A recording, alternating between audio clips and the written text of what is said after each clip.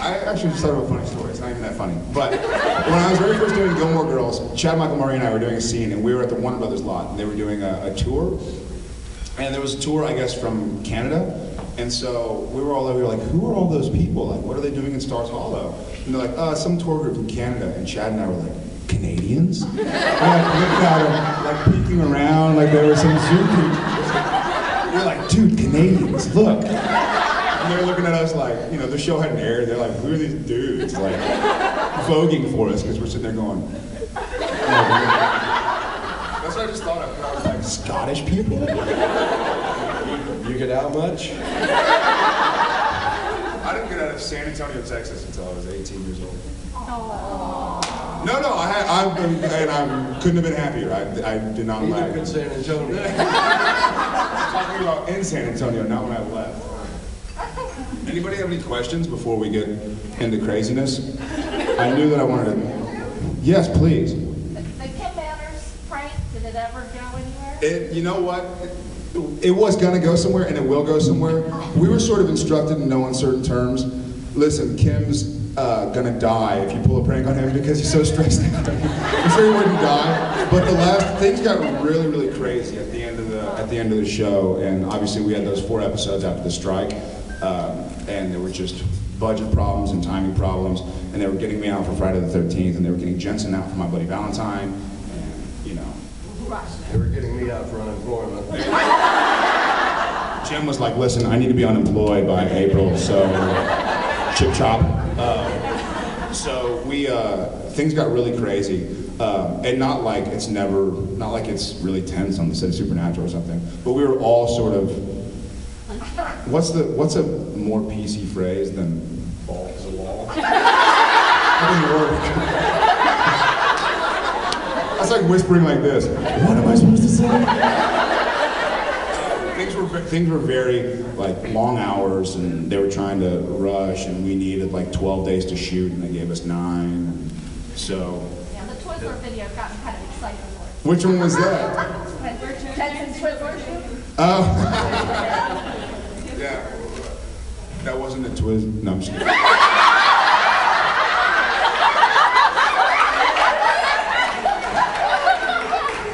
Why did I say that? What does it even mean? That's San Antonio upbringing.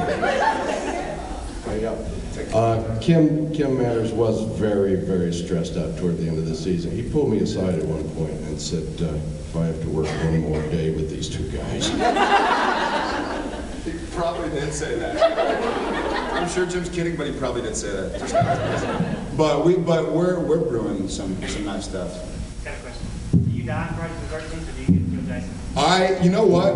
Not only is that I'm not allowed to answer that, but it's not even really, I think, certain yet what's going to happen. We're doing a lot of multiple, I think for the sake of not knowing, so we can't, there was a phrase in Air Force One or something, or Independence Day, where he's like, I'm the president, you didn't tell me about this? And like, plausible deniability. So we're shooting a lot of different endings and a lot of different scenes, and I think they're going to sort of figure out what they like the most. But when I do find out, I unfortunately won't be able to say, because Michael Bay is very powerful, and lightning will strike me very, very bad. Okay? Am I sweating? Yes. Wait a minute, is this one of those questions we've heard about?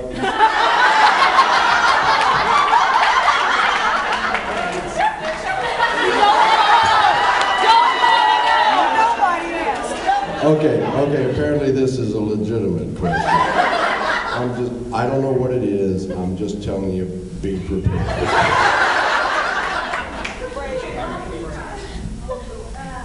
How do you feel about being a surrogate father and dating on the show? Well, how do you feel about being a second father to Sam and Dean on the show?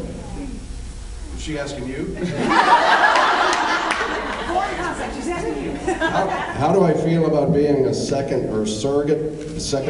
Yeah. Well, the checks keep clearing.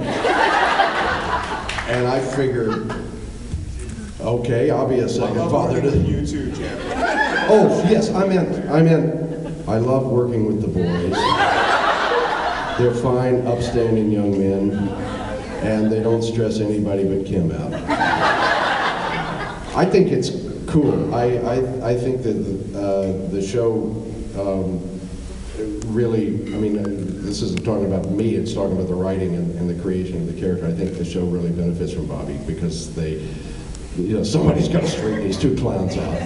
And I think it works really well. I think it's, yeah, very, very, very well. I also enjoy it, if I can sort of, I know that was his question, but as far as what do I, and I'll speak for Jensen because he's not here, feel about Jim playing Bobby and Bobby's role in the show. We obviously, don't tell him, but we love Jim and he does a great job, and he brings from the first episode he was in, he brought a ton to the show. As you know, Eric Kripke has no problem killing off people we love, killing off people we hate, and everything in between. And so I think it says a lot about his value that he's been kept around. But he dies in episode 1. In case you haven't talked to them yet. Yeah. No, I was sort of keeping that secret until like episode 1. I haven't talked to y'all guys since the finale. How crazy is that? Bad, good Sam. I tried.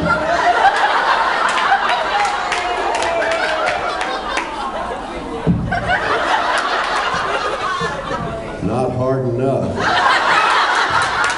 Well, you apparently didn't get much help from Bobby either. What are you doing? Did he think of holy water sprinklers? Yeah, Bobby, y'all go in. I got the sprinklers. Go inside. I'll be back here. I'll take the outside. You doing it?